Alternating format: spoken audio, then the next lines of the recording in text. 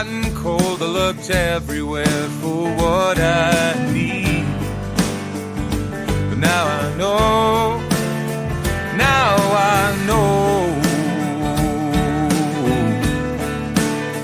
I'm going back to loving me.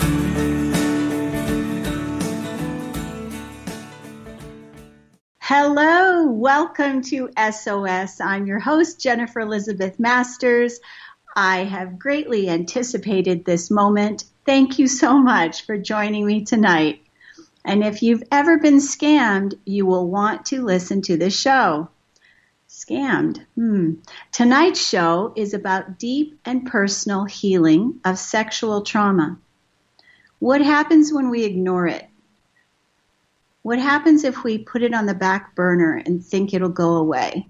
Well, from personal experience, I can say that I suffered greatly from doing so, from low self-esteem, deep inner rage I didn't even know I had. My kids knew it.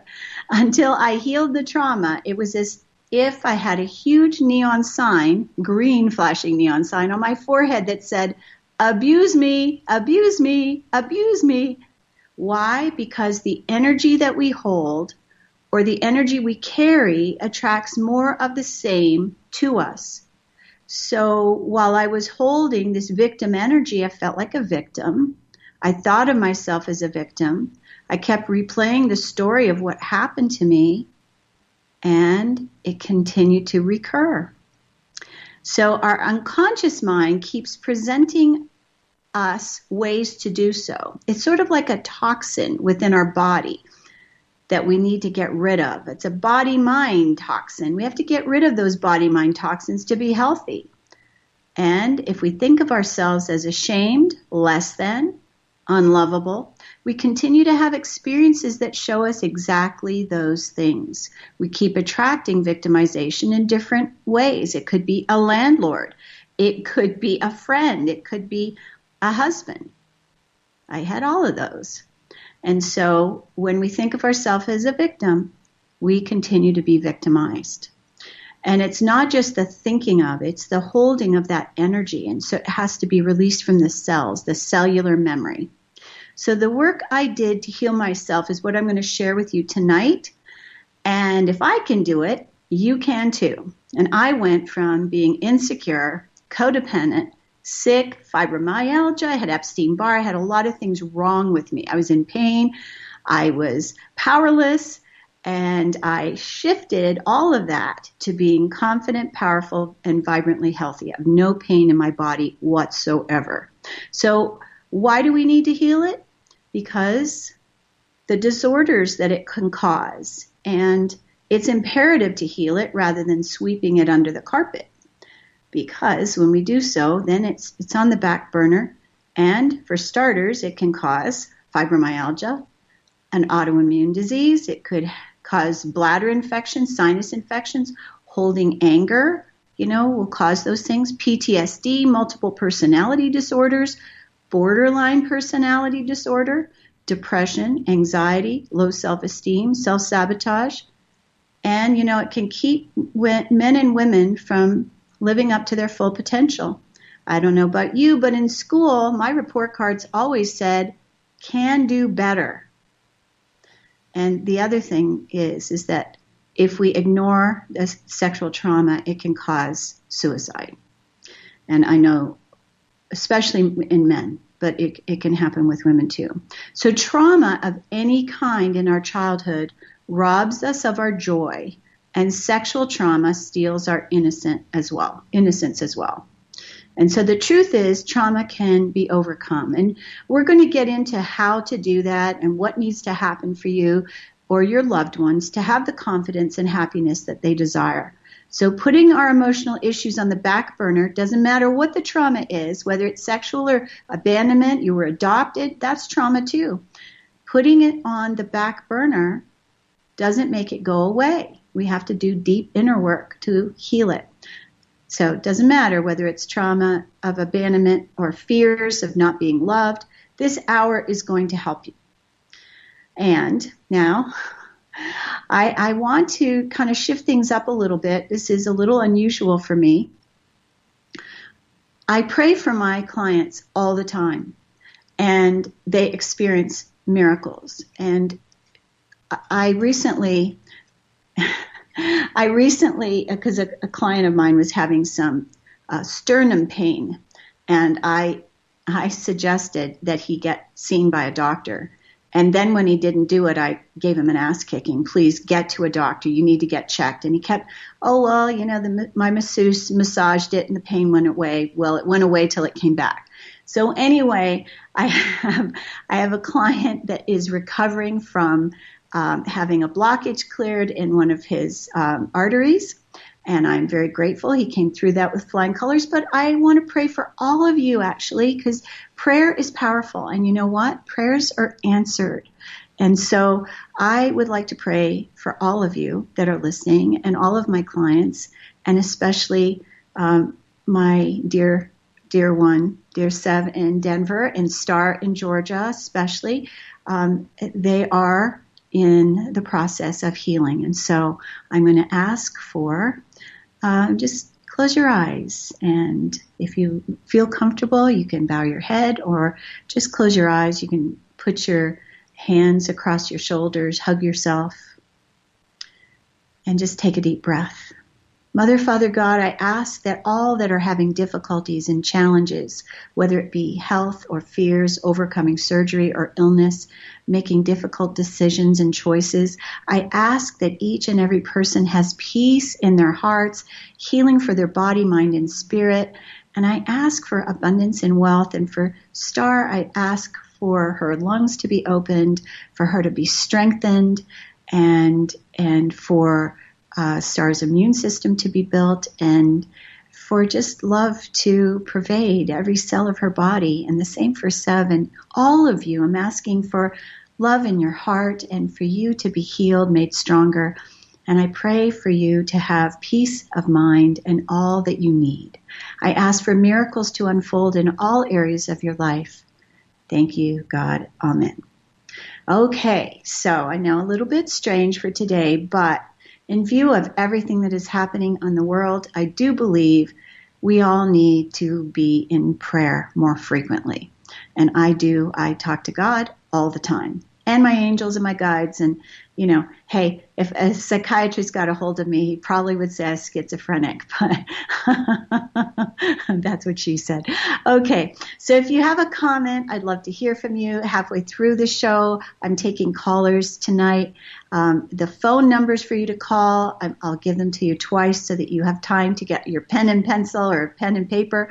So the station number 1, which is the one I am on, one for the best, 888-627-6008. One is in Never Left Behind, always first, right? Or 323-744-4831. So I'll tell you again, 888-627-6008 or 323-744-4831. And I will just say that the subject tonight is sexual trauma, and healing. But if your question is about something else, feel free to ask, okay? So each of you deserves happiness, love, abundance, and joy. You have come to the right place. I'm here to help you thrive. So tonight's subject has touched millions in some way. And now recently we've heard about Jeffrey Epstein and his female counterpart, Ghislaine, I'm going to say it the way I say it, Ghislaine Maxwell, who was busy trafficking and abusing young underage girls. And it's a very sad story that this has gone on for so long and that he got away with it for so long, apparently. We've heard about the 90 or so women that came forward to tell their stories about Harvey Epstein, Weinstein, pardon me. Epstein, Weinstein. Okay, so power is one of the things that a sexual abuser has over their victim. Power is the thing that a rapist has over their victim. And so we could feel helpless afterwards, not even, yes, during the attack, absolutely, but for long afterwards. So it's something that can be healed. I'm no longer helpless. And I will say that for a long time I was. But everybody has some sort of trauma in their lives. And whether your trauma was sexual or otherwise, there will be something for you here. And the goal with any trauma is that you don't want it to define you. And, there is a term that is used for those that have had sexual molestation. It is a survivor. And there was a time when I used to refer to myself as that, but I no longer am defined by my past, because what happens is we become stronger as a result of the things that we have to go through to grow. And that's what I firmly believe in. And so if you are a survivor, you are stronger than most, and you likely have psychic or intuitive powers that most people haven't tapped into. And you have an inner badass that is waiting to be discovered. And you know what? You might even be an empath like me. And let's help you discover those strengths inside of you. So the news is rampant with the topic as truth is beginning to be revealed as to how prevalent sexual assault, sexual harassment, rape, and all that, the dark stuff.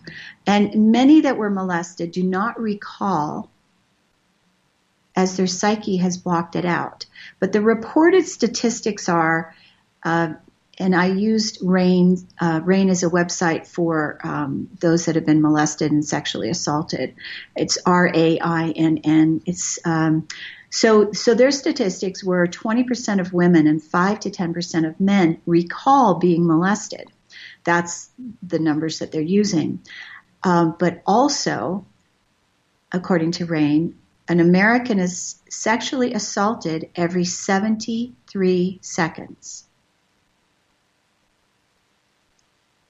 73 seconds, someone is assaulted. That's really awful. On average, there are 433,648 victims age 12 or older of rape and sexual assault every year in the United States. That's just in the United States. So my goal here is we're not going to dwell on that, but there is an energy left behind. And what I want to do is raise your awareness so that you can have a strategy to work toward. So I mentioned that some people have blocked memory. So how do you know if you have a blocked memory? Because you don't remember, right? Well, you might have missing time periods. I've had clients say to me, I don't remember 6 years of my life. I've had some clients say to me, I don't remember any of my childhood. So if you don't remember periods of your childhood, it is likely that something traumatic, now I can't say and deem honestly or truthfully that it was sexual trauma, but you've had some sort of deep trauma. And what happens is the psyche, the mind, locks it away because it's trying to protect you. Now, is it totally gone because you don't remember? No, it's not gone. It's just laying there. Now, is it dormant? It's not dormant either, and I'll be able to tell you how I know that as I start to go into this a little bit deeper. So what we do when a trauma happens is we encapsulate those memories. They're hidden in our unconscious mind and cellular body. And, you might think, well, that's just as well, that whatever you don't remember can't hurt you. But as I said, it can actually, because they do come up. And the unconscious mind occupies 95% of the thoughts that we think. So even if you don't remember being molested, the images and memories are tucked away, and we regurgitate those triggers in arguments or in interactions with people. I answer questions for a group on Quora by the thousands, and it's usually about emotions. Why do I cry whenever I'm with friends? So when you have emotions that you can't understand and they seem to be triggered from out of nowhere, it could be one of these dark memories that you have stored away. Swallowed the key. Okay. So we can be triggered also by events, by sounds, by words, by smells, and even touch. And I'm going to share a little bit about how we're imprinted with a little memory capsule from a traumatic event. So this is actually my story.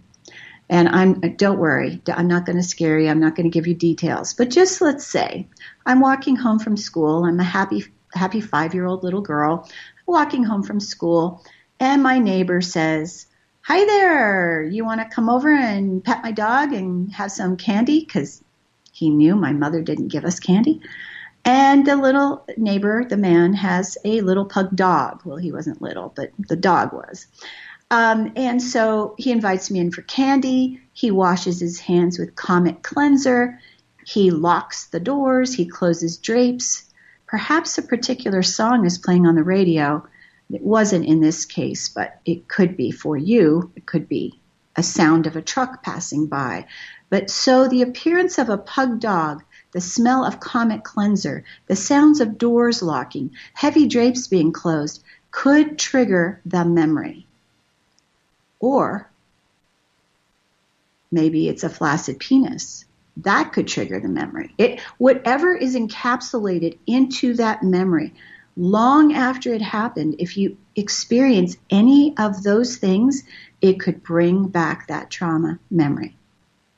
So as we work through these issues of healing the wounds and loving each other, ourselves actually, more each day, and hopefully each other as well, being kinder with thoughts and letting go of the trauma, the victimization, loving ourselves more, these will start to recede. And eventually, the memory won't trigger an emotional response any longer. And I'm going to give you some tools tonight that you'll be able to start using and implementing right away.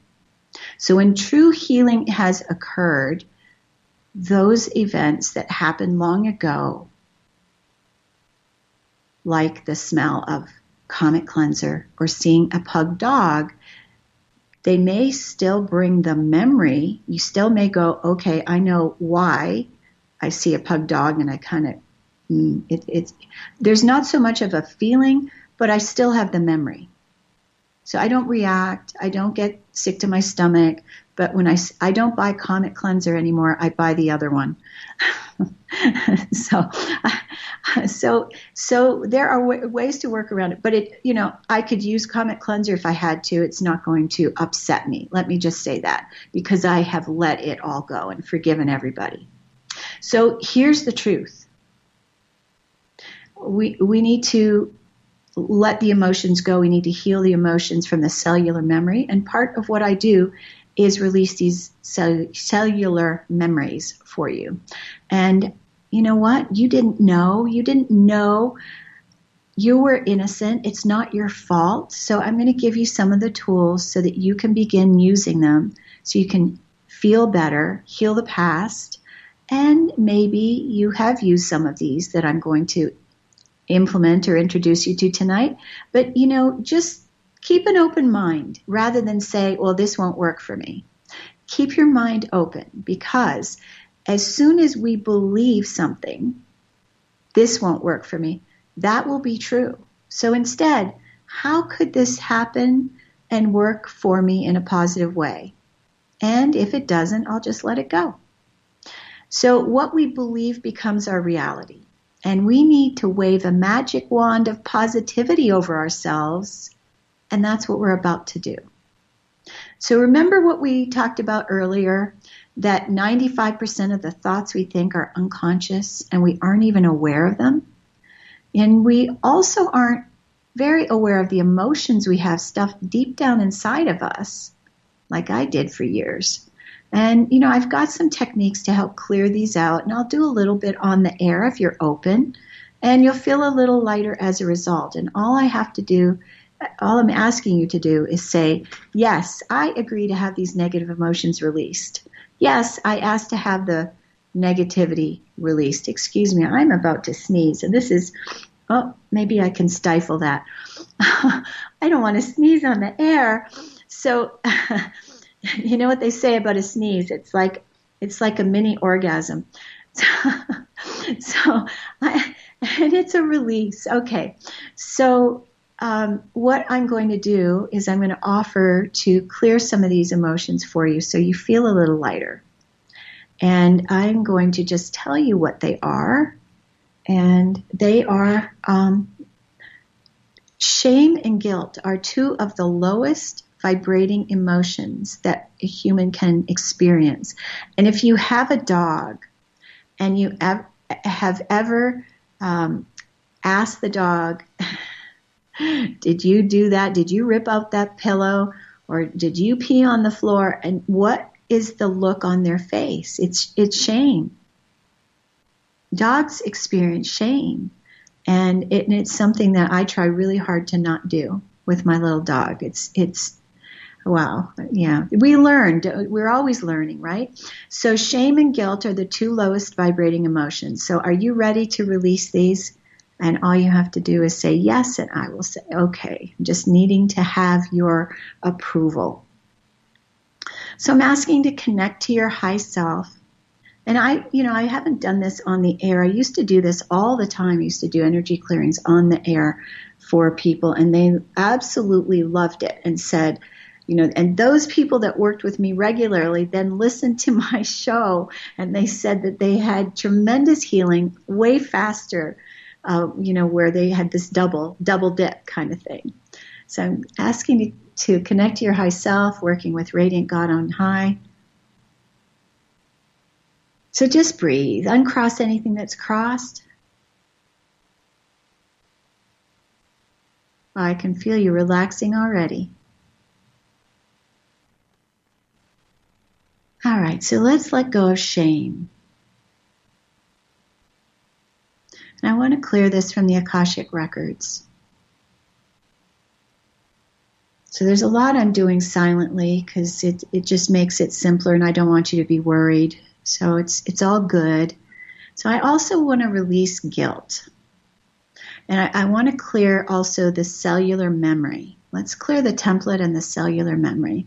And while we're doing this, let's clear the ego to be less than 4% and soul purpose is to be a single digit number. You're going to be all bright and shiny. Let's clear anger. There's 7 layers of anger. And when I used to go to psychics, they would tell me, you have anger. And I'd say, no, I don't. No, I don't. I was in big time denial, but I'd yell at my kids. My kids didn't think I was suppressing anger. It came out then, but I was hiding it elsewhere. I was hiding it from myself. So anger is something, and when you think about it, when we've had our boundaries crossed, it makes us angry. Have you ever had your arms held down by your sides where you couldn't move? That makes you angry. It's okay to be angry. And of course, having our innocence stolen, that could make you feel really angry. And many people that had trauma in their childhoods, felt that they lost their childhood completely because when we're molested as children, all of a sudden we know stuff that we shouldn't know. Our innocence isn't there. And then we become more sexual beings at an earlier age, even though it's not really, it's not our skill set, it's not our mindset, it's not really what we want. So, anyway, all right, so there's also resentment and blame. So I'm clearing this anger from a lot of different levels. And rage. And it goes very deep. So when we suppress anger, and if you go back to my archives, I've got some shows about anger and depression and suicide. And when we suppress anger, it becomes depression. I hear some light bulbs popping here. Yes, the light bulbs are coming on, clearing rage and anger. And I also want to clear frustration because that's part of it too. And let's clear blame. All right, and here's a couple more. I'm just going to do a few more of these emotions, and then let's clear blame. And then love unreceived. How about abandonment? Because you probably weren't protected like you should have been, put in harm's way. Love unreceived. And then, Self-sabotage is often one of the side effects of molestation. We sabotage ourselves. We sabotage our relationships. We sabotage our success. And a lot of the background voices that we hear ourselves saying, I can't do this, this will never work, that won't help me, that'll never happen, I'll never be rich. So all of those things. Do you remember what movie was that? It was Austin Powers. That was the, what was his name? Doug's going to have to whisper to me. The bad guy that had the mini-me. I can't remember his name. Okay, so abandonment, we're clearing that, and that's from not being protected, and humiliation. You are all doing great. All right, so unforgiveness is something that we can hold. So if we have not forgiven the predators, if we've not forgiven the perpetrator, if we've not forgiven the parent, or whoever it was that hurt us or harmed us, then what we're doing is we're dragging around all this negativity, all this resentment, the old story. We're holding on to it.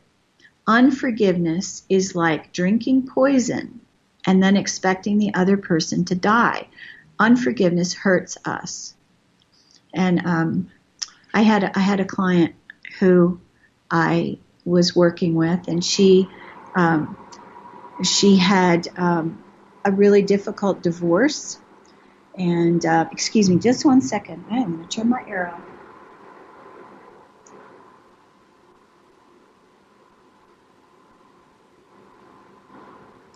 She had a really difficult divorce, and her husband cheated on her, and she just couldn't bring herself to forgive him. And she said, no, I just can't forgive him. And I said, but it's not forgiving what he did. It is not forgiving the action that he cheated, that he lied. It's not forgiving that, but it lets go of your attachment to it so that you're not dragging it around with you. Otherwise, it becomes a burden for you. So we want to let go of it. Okay, so hopefully you're fit. Just breathe. All right. So now there's some other things that sexual trauma can cause for us, and these are not wonderful. Could be borderline personality disorder, fibromyalgia, Epstein-Barr, which is an autoimmune disease.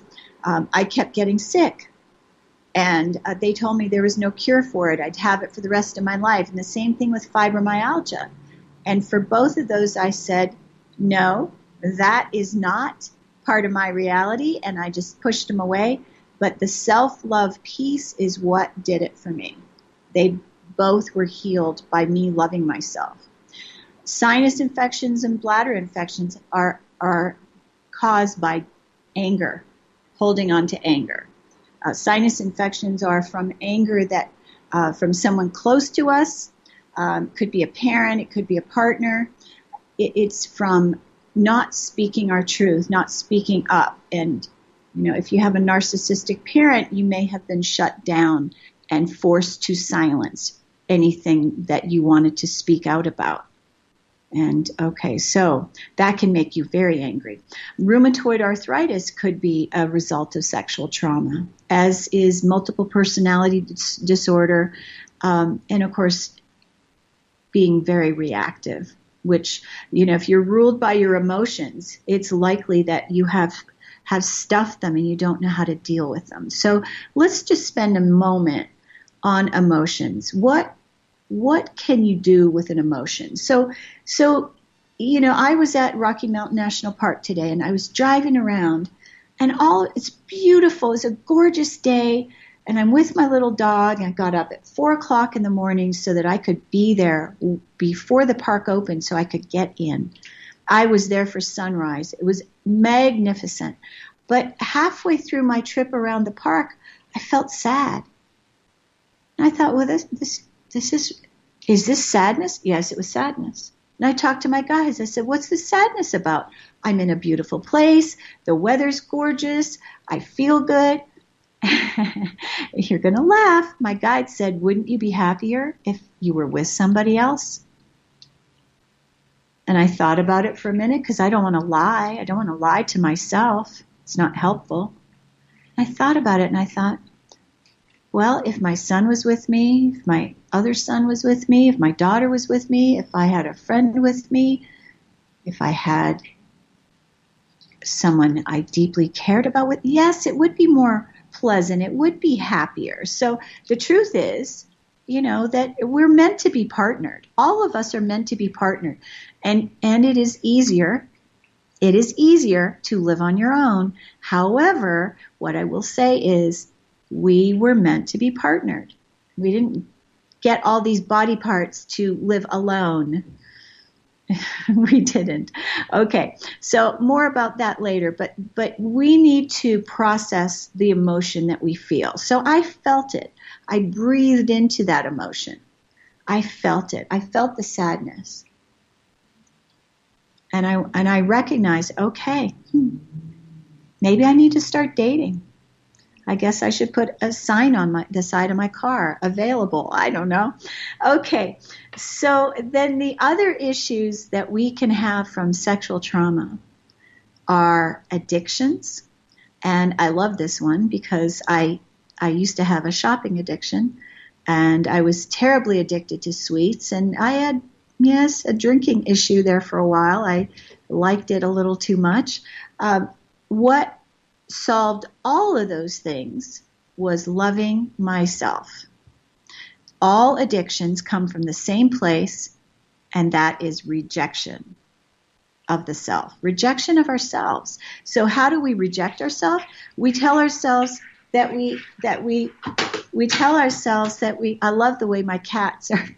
I have this beautiful new desk here, and everybody's on it. They have no respect. So rejection of the self is when we hate ourselves. We are filled with self-loathing. When we tell ourselves, "I'm too fat. I'm too old. Oh, look at I should have known better." We don't say nice, kind things to ourselves. When we treat ourselves like crap. Okay, shit. We treat ourselves like shit. So I used to do that. And when we treat ourselves badly, we feel bad. So we have to stop abandoning ourselves. We have to love ourselves. And there's more of this I'm going to talk about in a different way, a little twist on it. So I'm giving you the main course first and then dessert afterwards. And, sometimes it's good to eat dessert first. So, oh, heck, let's have the pie. I like dessert. All right. So feeling good is something that may be foreign to you at the moment. But what helps us feel good is praise rather than criticism, love rather than hate, compassion rather than pity, appreciation, acceptance, and of course gratitude. All of those things make us feel good. So stop beating yourself up. Stop telling yourself that you're an idiot or stupid or should have known better. What I discovered that works very quickly to transform the unconscious mind is the use of mantras. Mantras are a phrase, short, positive, that we can say either out loud or in the background of our mind. It causes the body and mind to feel good. Mantras are a short phrase, repeated silently or aloud for a purpose. And I have a client that's German, and she does the mantras in German. I said, of course, do it in your native tongue because it's more meaningful. So what can a mantra do for you? It can bring you in touch with your spirit. A mantra can allow you to feel or begin to feel loved. So this is the dessert. I'm going to give you one to say to yourself. And I want you to try it on for size. Now, what do I mean by that? I want you to close your eyes and just say the phrase, I love me. You say it silently in the background of your mind like you float it through your brain.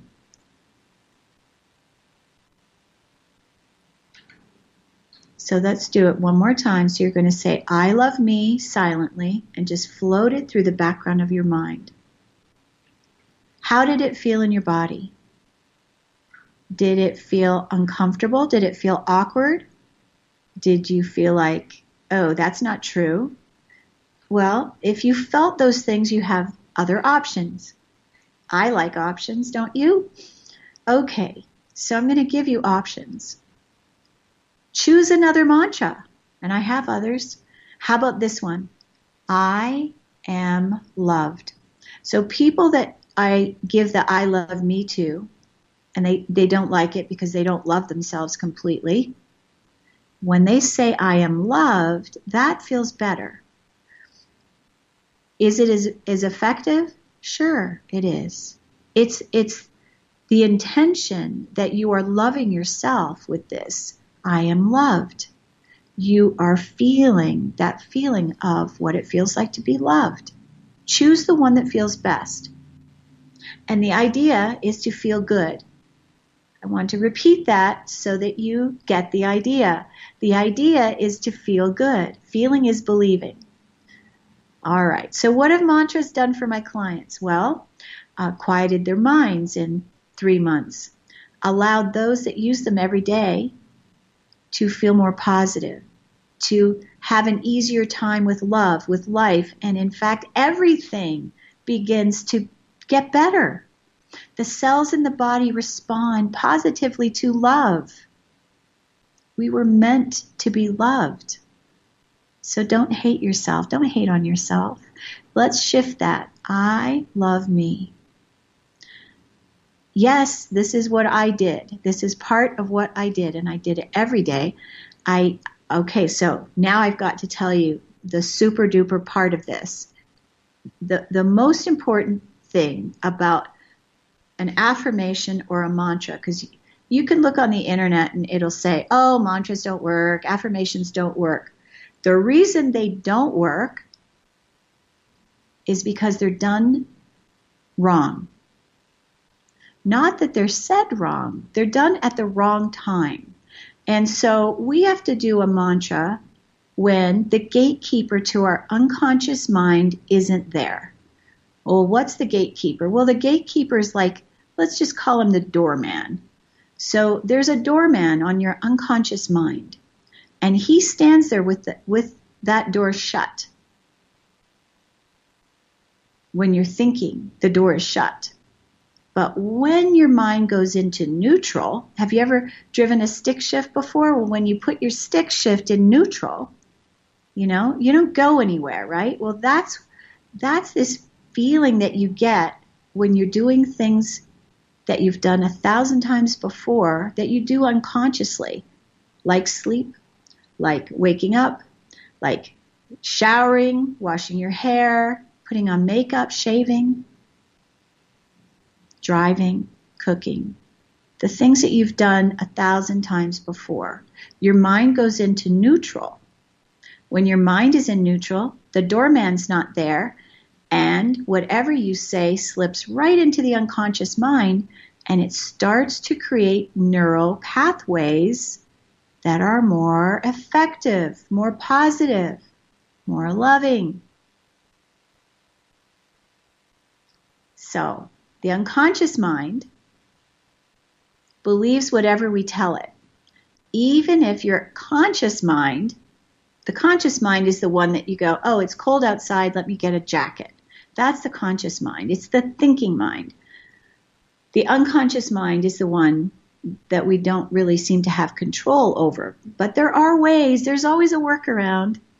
And so the cells of the body respond positively to love when you use the mantra, when you're showering, when you're washing your hair, when you're walking, when you're driving your car. Upon awakening and right before you go to sleep, it slips into the unconscious mind. And your unconscious mind will believe it, hook, line, and sinker. So if you tell yourself every day, I'm a failure, I'm a failure, I'm a failure, you'll be a failure. If you tell yourself every day, I'm beautiful, I'm a great success, I am lovely, I am radiant, I get younger every day. Oh, I'm telling you my secrets again. You will be those things.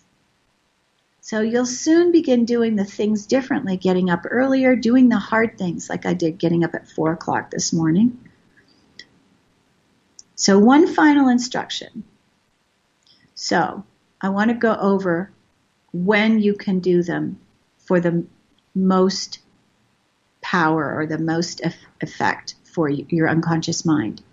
So you probably have written these down, but if you haven't, I'm going to give them to you again.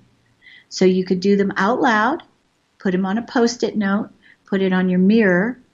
So while you're showering, folding laundry, driving the car, shaving, putting on makeup, when you first wake up or right before you fall asleep, because the doorman is on his break then.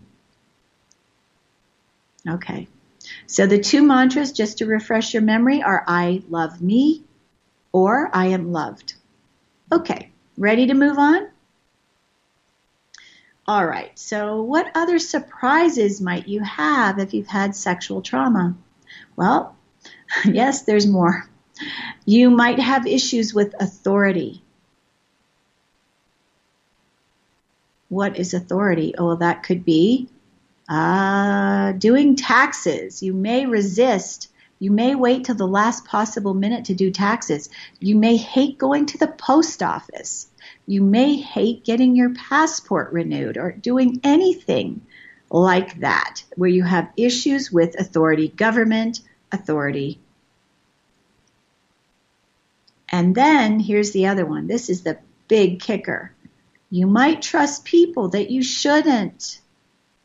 You may be easily scammed. Don't blame yourself. You didn't know. And it's interesting because this really came to light for me in the last 365 days, because I started looking at all the ways I had been scammed. And I'm trying to remember, okay, when did it start? Probably in, if you're dating, you might be scammed by a guy. You know, you may end up marrying somebody that's gay. That's being scammed. You may hire somebody to do your website and they run off with your money. You may hire somebody to do your hardwood floors and they take the deposit and never come back.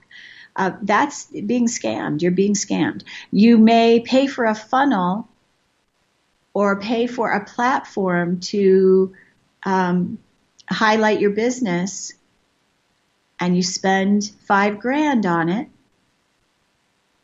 and the person running it goes, "Oh, sorry, I can't do this anymore," and you lose your $5,000. All of those things are things that I have personally either known somebody who has done or I have. So why does it happen? Well, we've had our wires crossed. Our foundation was broken. Having our wires crossed, our boundaries crossed, makes us susceptible to victimization and scamming. And I'm going to explain something about the scamming. We're highly susceptible to being scammed as victims of molestation because, think about this, a child molester, a pedophile, uses manipulation and scamming techniques to get his victim to do what they want. They may lie, they usually lie. They may tell you a story. I'll make you a model. That's what Ghislaine did. Would you like to be a model for Victoria's Secret? Would you like to be in a movie? So they may tell you a story that you will both go to jail if either of you are caught, to keep their victim silent. We were scammed. It's a scamming art. It's what it is. You know, okay, it involves sexual molestation, but it's still scamming energy. And so this is something that I've recently discovered, and now I've adopted a new practice that I have put into my healing techniques that I use for my clients to eliminate that. So the psyche is fragmented. It's like a vase that is smashed on cement, which can lead to this feeling of being broken, lost, irreparable. It affects our self-esteem. It makes a child feel low, small, dirty, ashamed, guilty, filled with self-loathing and blame. It's no wonder our self-esteem is greatly diminished, and we get victimized again and again and again.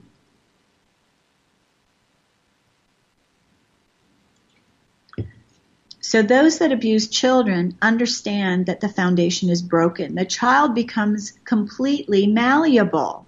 You can't say no. And often you become a perfectionist and a people pleaser, attempting to make everyone else happy. And you lose yourself completely. You don't know who you are. You may have said no 1,000 times, but were ignored. Boundaries become next to impossible for a victim of sexual abuse, as their boundaries were crossed repeatedly. So when no doesn't mean no, it becomes next to impossible to say no to anyone for anything. You may say yes to political offices you don't want. You may say yes to volunteering to do something you don't want. You say yes to a bake sale you don't want to do. So without personal boundaries, you may say yes to marrying somebody you don't want to marry. Without personal boundaries, trying to make others happy comes from a lack of a sense of self. You might not know where you end or begin, and another person begins or ends. It's so easy to end up in a codependent relationship. Codependent relationships mean that the relationship becomes much more important than your own personal well-being, your own personal care or nurturing. Caretaking of others becomes your preoccupation.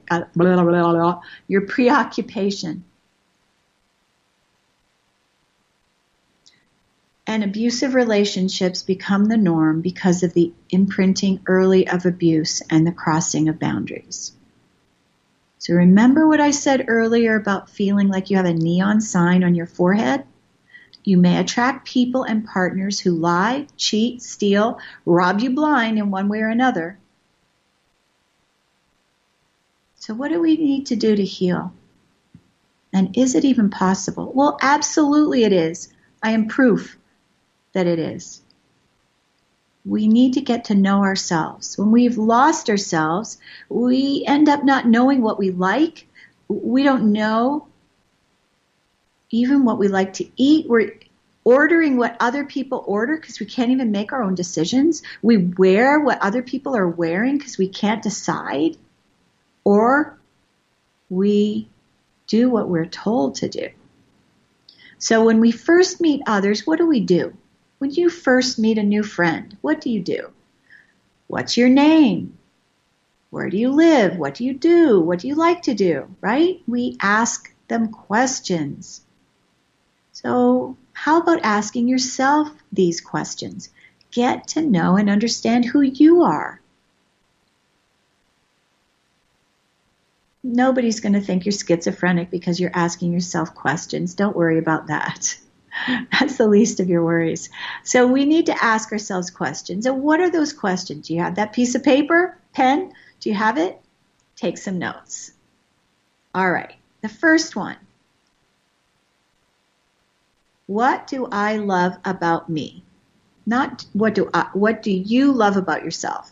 So I'm wanting you to write it in the first person. What do I love about myself? List 10 things. Now, I'm not talking about, well, because I'm kind to others, because I make others happy. No. What do you love about you? Not what you do for others. What do you love about you? Do you love your nails? Do you love your breasts? Do you love your buttocks? Do you like your legs? Do you love your fingernails? Do you love your eyes? Do you love the talents that you have? Maybe you have a great singing voice or double eyelashes or incredibly green eyes. What do you love about you? 10 things. And if you can only come up with 5, do 5. Don't beat yourself. This is not a beating up yourself contest. No. And it's not going on Oprah or no. Don't worry about that. Number 2, what do I love to do? Remember, you're getting to know yourself. You know, when we're in a codependent relationship, we spend our time doing what our boyfriend or husband or whoever, friends, like to do. We give up ourselves. So this is a matter of getting your what do they call it? I'm trying to remember. Getting your mojo back. Get your mojo back. Learn who you are. What do I love to do? Number 3, what am I passionate about? Okay, so passion, let's see. There's a huge difference between passion and liking something. I happen to love animals. I do. Do I want to work and volunteer at an animal shelter? No. I am passionate about helping people heal and evolve. I am passionate about teaching people how to love themselves. I am passionate about teaching people how to manifest, how to be happy, how to become enlightened. What are you passionate about? What would you do every day for free that you love so much? All right, so you could sit in meditation with your notebook, ask yourself some questions, and write down what you get. All right, so you have asked me, I heard you, what could you do to help you heal? All right, so I'm going to give you a few suggestions. You could learn to have your own opinions. You could stop looking to others to tell you what you like or want. You could do what makes you happy instead of what is pleasing to others. We need to recognize we're already good enough, so I'm good enough. Recognize that you're lovable. Recognize your value. Speak loving words to yourself instead of spending your days making everyone else feel good. Now, I am not suggesting be mean or rude to others. Absolutely not. I firmly believe in doing unto others before they do unto you. No, I'm just kidding. I firmly believe in being kind to everyone, being loving to everyone. Treat others the way you want them to treat you. But treat yourself the same way. All right, so what used to happen for me was I looked outside of myself for validation. I looked to others to love me. I attempted to please others so that they would like or love me. I didn't realize that people-pleasing had a dark side and that I was attempting to manipulate for love. I didn't realize that. It's okay. Kindness begins within. Be kind to yourself, and you'll find more kindness available for others. And here's my writer-downer. This is my motto. If you don't love yourself, how can you expect anyone else to love you?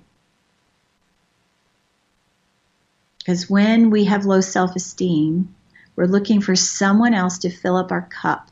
We're looking for someone else to give to us what we're not doing for ourselves. No. We also need to know what we believe and stand up for our beliefs rather than upholding the beliefs of others. So whatever is going on inside of us is reflected in our outside world. If we criticize others, we're critical of ourselves. As above, so below. As inside, so outside. If we criticize others' cars, homes, lights, furniture, we also criticize ourselves. We need to praise ourselves. We need to soften our gaze, be kinder to ourselves. So, all right, this might surprise you. Maybe not. I don't know. But this is truth time. I'm going to be completely open and transparent with you. There was a time that I was pretty bitchy. And it could be said, and I talked about this before, I was quite angry. I was yielding my masculine energy rather than feminine. I had to fight for everything.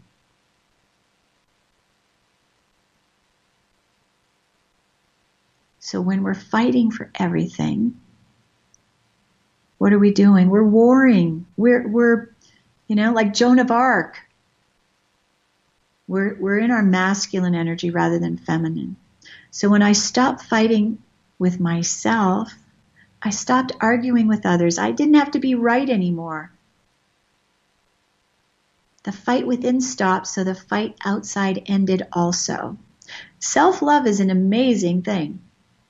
Compassion for ourselves leads to compassion for others, and instead of examining all our flaws with a magnifying glass and then beating ourselves up for all of them, we need to focus on our strengths.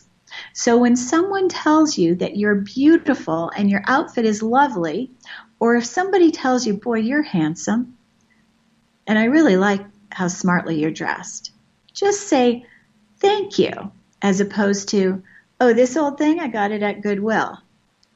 Practice a little here, okay? So let's practice. You look beautiful, and your outfit is lovely. And my, how radiant you are this evening.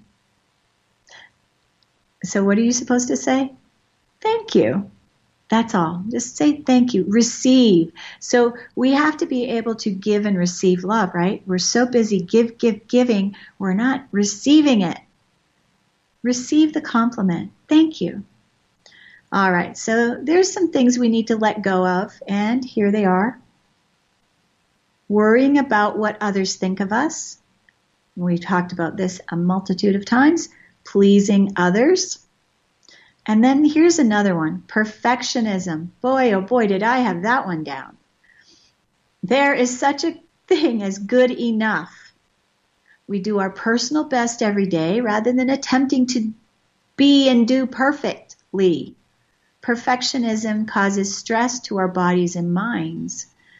We need to forgive ourselves and everyone. And this can be difficult to do, but remember what I said, forgiveness does not excuse the behavior. Forgiveness is for you, not the other person. Forgiving others releases us from the burden of hauling around the past, dragging it with us every single day. Remember what I said about unforgiveness? It's like drinking poison, expecting the other person to die.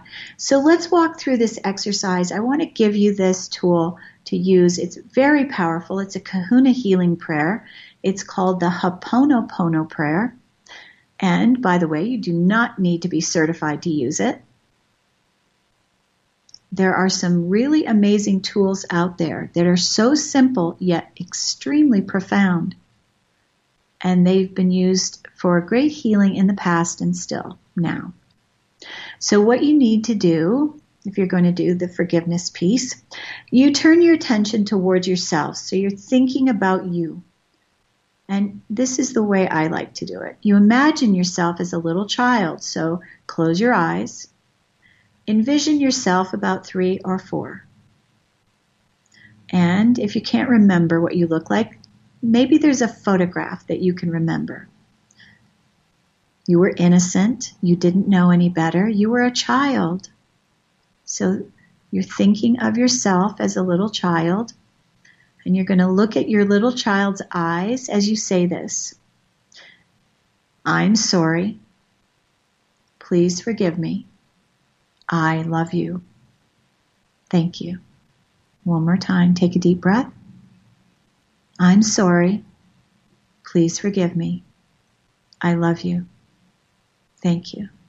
So now let's do an added little thing. So you and your little inner child, I want you to hug your inner child to you. Tell them that you will never abandon them again, that you will keep them with you always, and see the two of you merging into one. And then you could ask your little inner child, what is it that I can do for you? What would you like from me? Now your inner child might say, have an ice cream cone, or let's play hopscotch, or go to the pool, jump off the diving board. Just see what it is your inner child would like. And do that for your inner child. All right, so now we did that prayer for ourselves, and now you can use this prayer to let go of the past resentment of anyone who's hurt you or anyone that you perceive has hurt you. All you do is do the same thing. You're going to think of the other person, and you're going to say the same prayer. Take a deep breath. Think of the other person. Remember, you're not forgiving the thing that they did. You're not forgiving the event or their action. All you are doing is actually kind of cutting the cords and absolving yourself from carrying around that burden. So you think of them and you say the prayer again. I'm sorry. Please forgive me. I love you. Thank you. All right. So, there's always bullshit. There's always bullshit. And tonight I'm going to call you out on your bullshit. And it's going to be gentle and loving. Of course. Don't worry. I'm not going to beat you up. So tonight's bullshit is, so you think you're not good enough. Well, if you think you're not good enough, I call bullshit. You are a unique individual on a spiritual journey, and you are already good enough. All right, how's that one? All right, so you think you don't have any value. I call bullshit on that too. You were created for a reason. There is no one like you. Why would you be here at all if you had no value to add to the world? You have a purpose. You may not have come to realize what it is yet, but you will. It's within your reach. Whatever wisdom you have will be revealed. You can ask your spirit guides, help me discover what my purpose is. Okay, and you say you don't compare yourself to others? I call bullshit. Never compare yourself to anyone else. And don't worry about what anyone else thinks of you. Not your mother, not your sister. You know what? It's none of your business. And it diminishes who you are. You are magnificent, amazing, talented, and beautiful. Maybe handsome. So you feel a little better now? I hope so. You are a beautiful, amazing person. You are unique with gifts that nobody else has. I appreciate you being here, sharing your time and energy with me. I appreciate you. I love you. Now let's get back to loving me and loving you. Thanks for being here, and join me again in 2 weeks when we're going to be bending reality.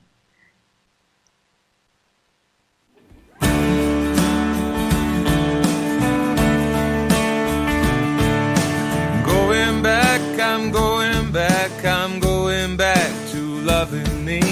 High and low, hot and cold, I looked everywhere for what I need. But now I know,